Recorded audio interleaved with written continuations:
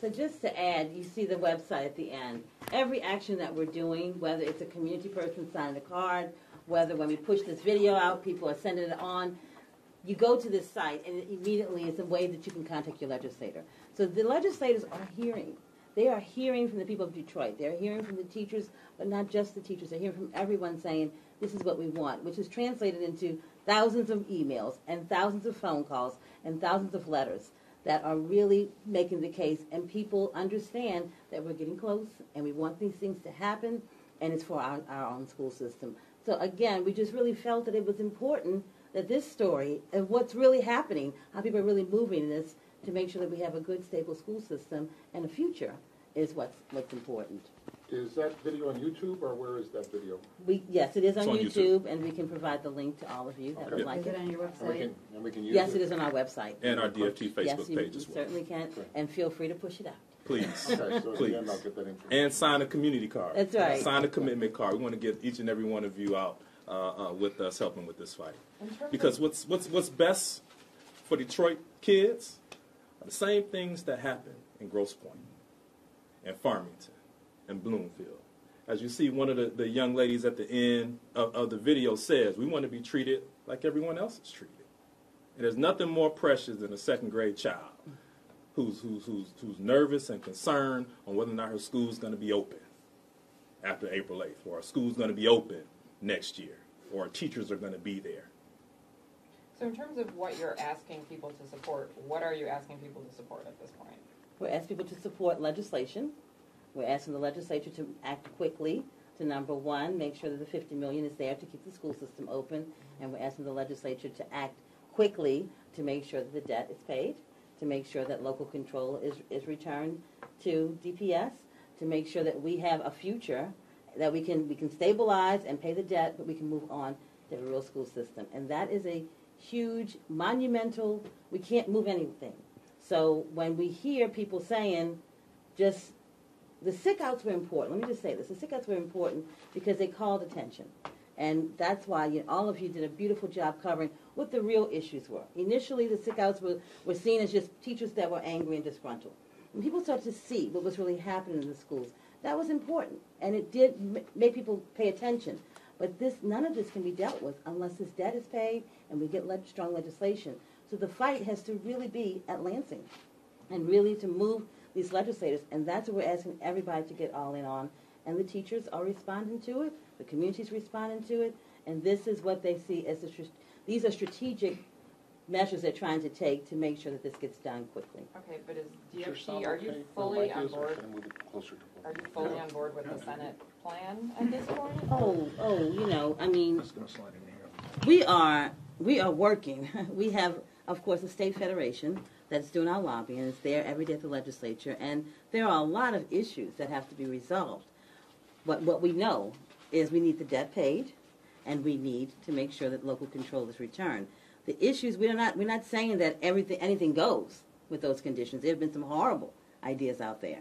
So we are making sure that we have the community with us, that these are the main issues, and we have to make sure that we leave, it's not punitive, that we're not leaving people out there struggling.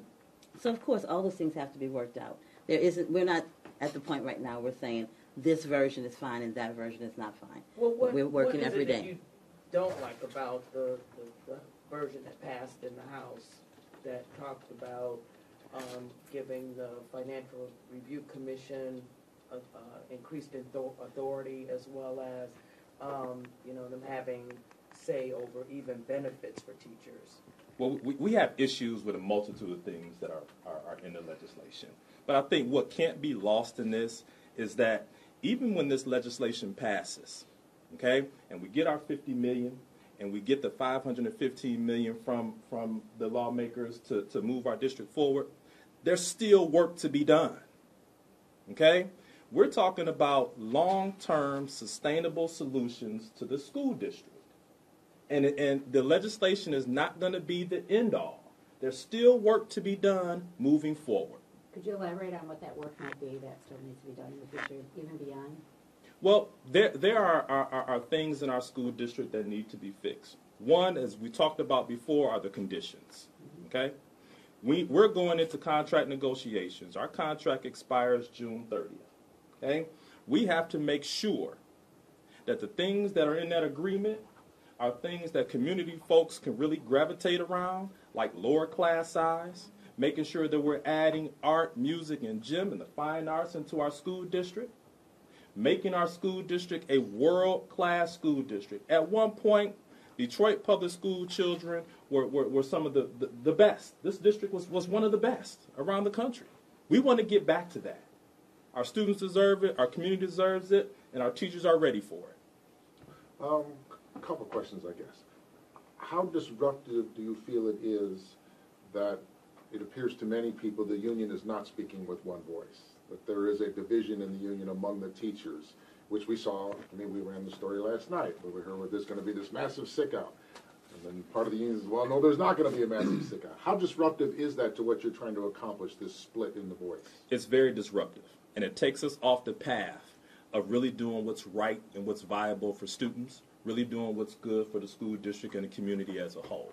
And that's why it's important for us to have you all here today. So the message around what we're doing with community, what we're doing with our lawmakers, really is the message that gets out. Our teachers are very dedicated and committed to the students of the city of Detroit, and that's what we plan to do. And if I may add, I think it's important to know that it's not as disruptive as you think it is. It's not as split as you think it is. I mean, this call for a sick out was called over a week ago. They've been working and trying to get people to do this. People are saying, we have a plan, we have a program, I'm part of this action. So the fact that it is a small minority, it's a very vocal minority, but it's a small minority of people that are saying, we want this fight, and they don't represent the union, and they say that they don't represent the union, and we clearly say that they don't represent the union. So DFT members are, for the most part, on board with what we're doing here. That's why we want, it seems that a small vocal minority is making it sound like there's a big, huge split. And I think that that's not correct. And it's also important to note that there were no schools closed today. Exactly. Let's make that clear that there were no schools closed today. Students were at schools ready to learn. Teachers were at schools ready to teach. In speaking to their motivation, you know, your buttons say our fight for Detroit kids. And then they're saying, okay, well, the response we're hearing is, yeah, whatever, you want to fight, whatever. Fights are about leverage. We want leverage, and that requires an aggressive action. So I understand what their approach is. Is there value in that they want to be aggressive, and this fight requires aggressive action? We consider what we're doing the same thing in a more strategic way. I mean, having the community on your side, having the community willing to stand with you, having the community saying, this is what I want for my kids, is aggressive, we believe.